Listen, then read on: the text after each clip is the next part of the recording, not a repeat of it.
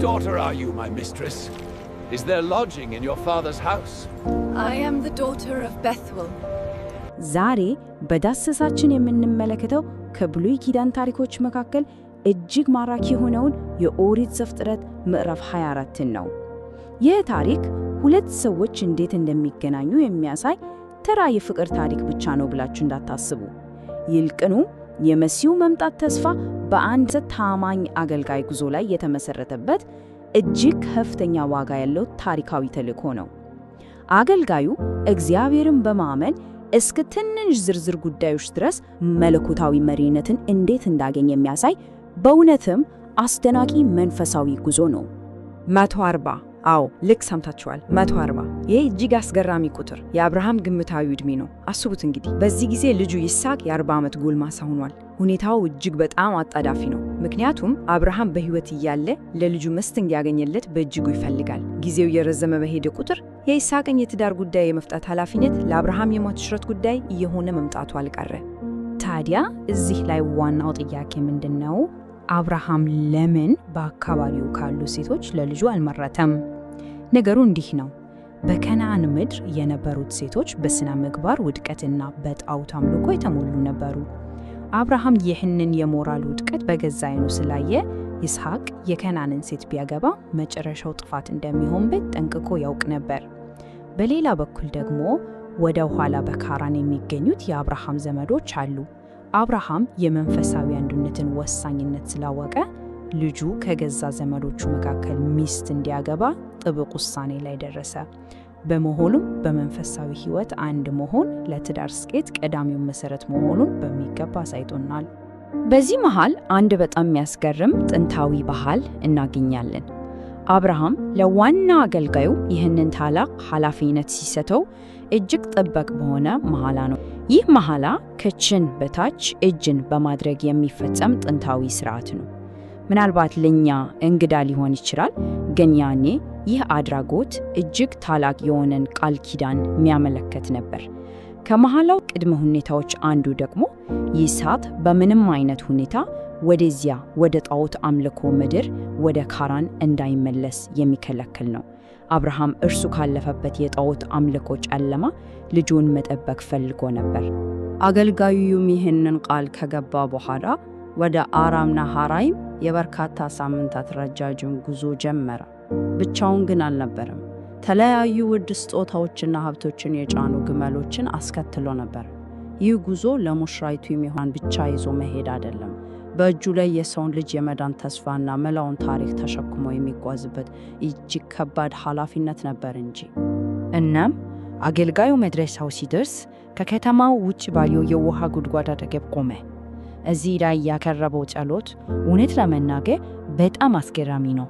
ምክንያቱም በጣም የተለየ ግልጽ የሆነ ቅድመ ሁኔታ ያስቀመጠና ሙሉ በሙሉ ራስ ወዳድነት የሌለበት ጸሎት ነው። ውሃ አጠጨኝ ስላት ጠጣ፣ ግመሎችንም ደግሞ አጠጣለሁ የምትለኝ እርሷ የተመረጠችው ትሁን ብሎ ነው የጸለየው። ይህ እንግዲህ የአገልጋዩን ጥልቅ መንፈሳዊ ማስተዋልና የተግባር ብልህነት ያሳየናል። ምክንያቱም የሴቷን ደግነትና ትጋት በተግባር ለመፈተሽ አስቡ ነው። ምን እንደተፈጠረ ልነግራችሁ አልችልም። አገልጋዩ ጸሎቱን ጨርሶ ቃል በቃል አሜን ከማለቱ በፊት ርብቃ ወደ ውሃ ጉድጓዱ ብቅ አለች። እግዚአብሔር ጸሎቱን ወዲያውኑ መለሰለት። ደግሞም ርብቃ ለአገልጋዩ ውሃ ከማጠጣትም አልፋ ለሁሉም ገመሎች ውሃ ለማጠጣት እጅግ ፈተኛውና አድካሚ አካላዊ ሥራ ሰራች። ገመል ምን ያህል ውሃ እንደሚጠጣ አስቡት። በርካታ ገመሎቹን ውሃ ማጠጣት ምን ያህል ከባድ ድካም እንደሚጠይቅ መገመት አያዳግትም። እዚህ ጋር 10 ለሚለው ቁጥር ትኩረትን ስጥ። አገልጋዩ ርብቃ የጸሎቱ ትክክለኛ ምላሽ መሆኗን ሲያረጋግጥ እያንዳንዳቸው 10 ሰቅል የሚመዝኑ 2 የወርቅ አምባሮች እንዲሁም ግማሽ ሰቅል የሚመዝን የወርቅ የአፍንጫ ቀለበት አወጣና ሰጣት። ይህ ለሰጠችው ውሃ እና ላደረገችው እንግዳ ተቀባይነት የተሰጠ እጅግ ውድ የሆነ ክፍያ ነበር። በወቅቱ የነበረውን የአብርሃምን ታላቅ ሀብትም በሚገባ ያሳየናል። ከዚያስ ምን ተፈጠረ? ነገሩ ይበልጥ እየጦፈ መጣ። ርብቃ እየሮጠች ወደ ቤቷ ሄዳ የሆነውን ሁሉ ተናገረች። የርብቃ ወንድም ላባ እነዚህን ውድ የወርቅ ጌጣጌጦችን ሲያይ በፍጥነት ወደ ውሃ ጉድጓዱ ዘንድ ሮጠ። ላባ እነዚህን ስጦታዎች ማየቱ ለእንግዳው የሚያሳየው መስተንግዶና አቀባበል እጅግ እንዲያፍጥነው እንዳደረገው ከታሪኩ በግልጽ መረዳት እንችላለን። አገልጋዩ ወደ ቤታቸው ከገባ በኋላ ግን የተለየ ነገር አደረገ። ገበታ ቀርቦለት የቀረበለትን ምግብ ከመብላቱ በፊት መናገር ያለበትን መልእክት ማስተላለፍ እንዳለበት ገለጸ። ይህንንም ሲያደርግ እጅግ ስልታዊና ዲፕሎማሲያዊ የሆነ ሪፖርት ነው ያቀረበው። ስለ አብርሃም ታላቅ ሀብት፣ ስለ ይስሐቅ ተአምራዊ ልደት፣ ስለ መሐላው ጥብቅ ሁኔታዎች እና በውሃ ጉድጓዱ ዘንድ እግዚአብሔር እንዴት ጸሎቱን በተአምር እንደመለሰለት አንድ በአንድ ዘረዘረላቸው። መንፈሳዊ ጉዳዮችን ከምግብና ከምቾት አስቀድሞ መምረጡ ምን ያህል ታላቅ ሰው እንደሆነ ያሳየናል። ይህን ሁሉ ከሰማ በኋላ ማን አይሆንም ማለት ይችላል? አገልጋዩ ይህንን ሁሉ በሚገባ ከተናገረ በኋላ ቤተሰቡ በተፈጠረው ነገር ፊት ቃላት አጣራቸው። ይህ ግልጽ የእግዚአብሔር ሥራ መሆኑን ስለተረዱ እምቢ ማለት አልቻሉም። አገልጋዩ ያቀረበው ሪፖርት ቤተሰቡን ምንም ምርጫ ወደማይሰጥበት ጥግ አደረሳቸው። ምክንያቱም ጥያቄውን ውድቅ ማድረግ ማለት ከእግዚአብሔር ግልጽ መለኮታዊ መሪነት ጋር መጋጨት ማለት እንደሆነ ጠንቅቀው ተረድተዋል። በማግስቱ ጠዋት ግን ሌላ ያልተጠበቀ የባህል ግጭት እናያለን። ገና በማለዳ አገልጋዩ ወዲያውኑ ጉዞ እንዲጀምሩ ጠየቀ። በረፋድ ላይ ግን ቤተሰቡ ቢያንስ የ10 ቀናት መዘግየትን ፈለጉ።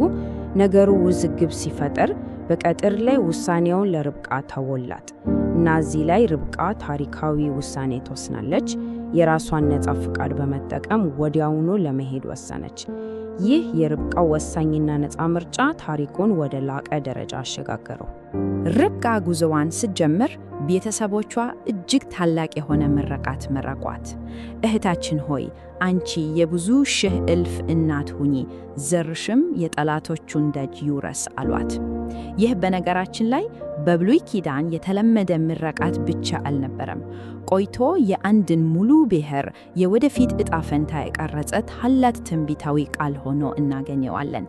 እንግዲህ አሁን ትኩረታችንን አገልጋዩ ከተጓዘበት ካራን ወደ ከነዓን ምድር እንመለስ።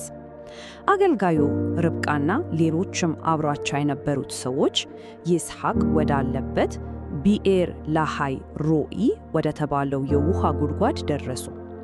ይህ ስፍራ ከዚህ ቀደም አጋር የሚያየኝን አምላክ አየሁት ብላ የሰየመችውና አሁን ደግሞ ይስሐቅ በጸጥታ የሚኖርበት በጣም ሰላማዊ ቦታ ነበር። የመገናኘታቸው ትዕይንት ልክ እንደ ፊልም እጅግ ማራኪ ነው። አስቡት። በመጀመሪያ ፀሐይ ልትጠልቅ ስትል ይስሐቅ ለማሰላሰል ወደ መስክ ወጥቶ ነበር። ሁለተኛ ርብቃ ስታየውና ማንነቱን ስትረዳ እንደ ባህሉ ፊቷን በመሸፈኛ ሸፈነች። ሶስተኛ አገልጋዩ የተከናወነውን ስኬታማ ጉዞ ሁሉ ለይስሐቅ ዘገበለት። በመጨረሻም ይስሐቅ ርብቃን ወደ እናቱ ወደ ሳራ ድንኳን አስገባት። በእውነትም እጅግ ውብ የሆነ የትዕይንት ቅደም ተከተል ነው። እናም ይህ ታሪክ በሚያስደንቅ ስነ ልቦናዊ እውነት ይደመደማል። ፍቅር የጋብቻቸው ፍሬ ሆኖ መጣ። ይስሐቅ ርብቃን አገባት፣ ከልቡም ወደዳት። እናቱ ሳራ ከሞተች በኋላም በእርሷ ታላቅ መጽናናትን አገኘ።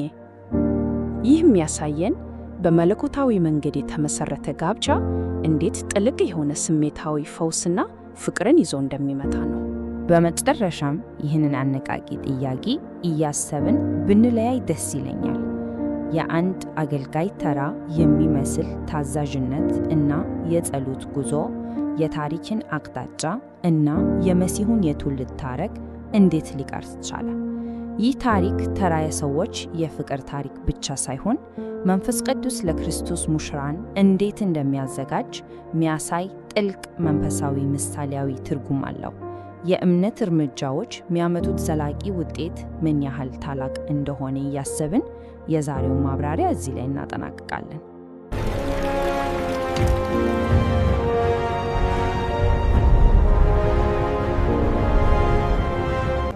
Whose daughter are you, my mistress? Is there lodging in your father's house? I am the daughter of Bethuel,